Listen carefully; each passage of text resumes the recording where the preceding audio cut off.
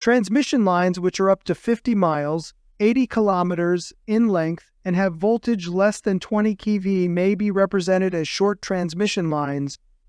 The resistance R and inductance L are considered to be evenly distributed along the line shown as series impedance Z. Shunt capacitance, although present, is so small that it is considered negligible and omitted without much effect on accuracy. This makes it easier to understand and model short lines. The diagram here represents a short transmission line which connects a generator and load. Here IS and VS are the sending end current and voltage, while IR and VR are receiving end current and voltage respectively.